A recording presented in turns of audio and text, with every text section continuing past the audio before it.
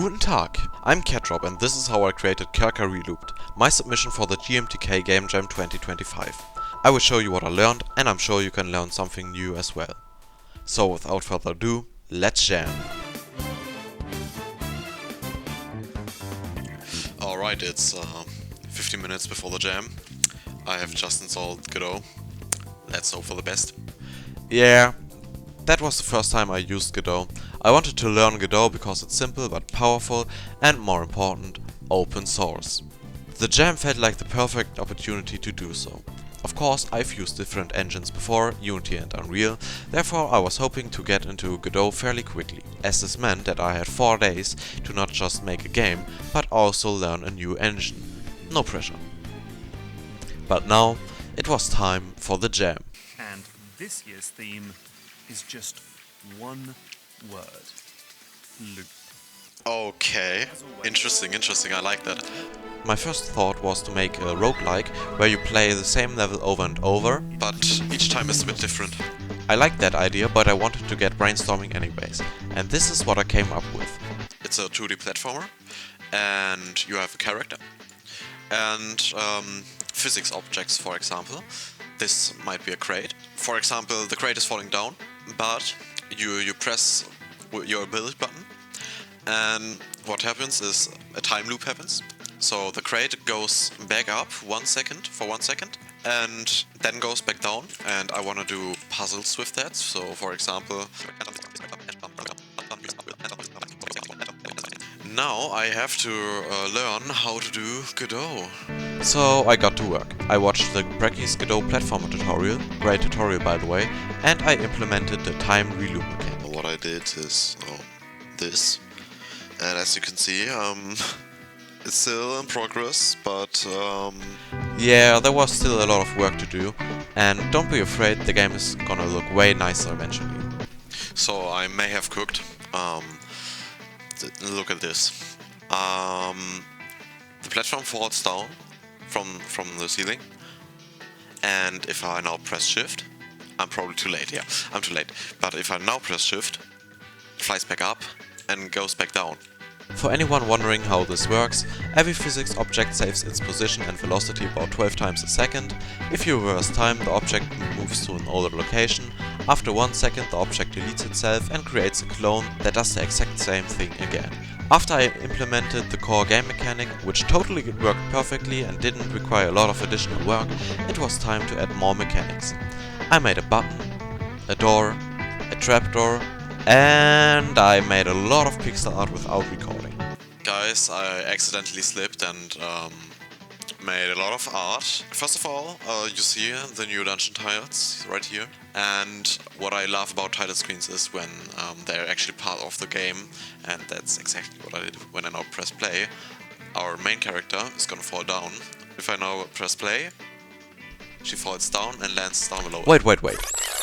This is Macy, the main character. First I created a natural eye roll pose and animation. Then I made a run animation, which took a lot of time, but it turned out really nice in my opinion.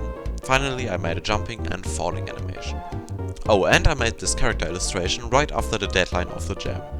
Basically my first time drawing a human, and I'm pretty happy with the result. Okay, continue. Oh, and as you can see, this is a light source and it actually works. I implemented normal maps. Yes, normal maps. For those of you who don't know, normal maps are used as an additional texture on 3D objects to manipulate how the object receives light. They allow for more detail with the same geometry. I don't want to go too much into detail though, at least not in this video. However, I want to show you how normal maps work in 2D games. Most textures in my game have not only a raw texture, but also a normal map. The default color is 127, 127 and 255. This means the pixel is straight up facing the camera. If a pixel is rather than 127, it faces to the right. If less than 127, it faces to the left. Same with the green value, but it's controlling up or down. This means we can exactly control in which direction a pixel is facing. If a light shines on the pixel, the more the pixel is facing towards the light, the brighter it will get. Also, I made the camera pixel perfect, which means I can add particles and they will look pixelated, which is exactly what I did, as you can see here. Let's go on. and also I have checkpoints if I just die. You can see I respawn here. So the puzzle is, you jump on the box, reverse time, and you're up here. Puzzle is, you have a trapdoor and a door, and if you try to jump on a trapdoor, it's open. You can't jump on it, unless you just reverse time and everything stays how it was the second before, and it loops. Then you can just let go and move on. I also came up with an idea for how to make the story of the game itself a loop. To be fair, there's not much story in the game, but still I'm not gonna spoil it. I also made the logo for the game, and finally I made the mechanic for the first puzzle. And now it was the night before the deadline, 1 AM. You can see a tutorial here with the different mechanics like moving, jumping, recalling time and resetting. And you have the platforms here. Sometimes, now let's gamble. Let's gamble if it works. Okay, no, yeah. As you can see, it worked until it didn't, which definitely was a problem because there were only 18 hours left until I had to submit my game. And I basically designed just 3 puzzles, therefore the game was really short. Oh, one more thing. When I played Undertale, I was really annoyed that if you press escape, the game just quits without any warning. Yeah, this is a game jam game. I don't have time for a menu with buttons which tell you how to exit. Yeah, escape is the way. Hello. It's 3 AM. I finally fixed the bug. This is the old version, this is the web version. I'll show you the bug. If I jump on this platform, for example, and yeah, you see what is going on. This is not how it's supposed to be. The reason for this bug are basically dynamic variables. It is really easy to make great mistakes with them. Then, finally, I went to sleep. The next day was very stressful. I made a lot of puzzles, new textures, and sounds and music. For the music, I basically copied the melody of the main theme of the VR game I'm working on because I had very little time. It turned out alright. I managed to upload my game in time, and I designed my itch page.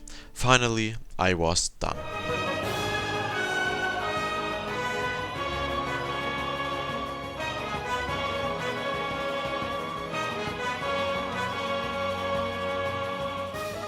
The game wasn't perfect. Looking back, the reloop physics felt janky. This was also commented on my itch page. Additionally, the relooping wasn't telegraphed at all. I wanted to add some kind of indicator, but unfortunately I didn't have the time. In hindsight, I spent too much time on hand painting normal maps instead of polishing the gameplay. Yet this was what I had to say right after the deadline. I'm happy with the game, how it turned out. I think for what it's worth, it's pretty good. I think I did a pretty good job so far.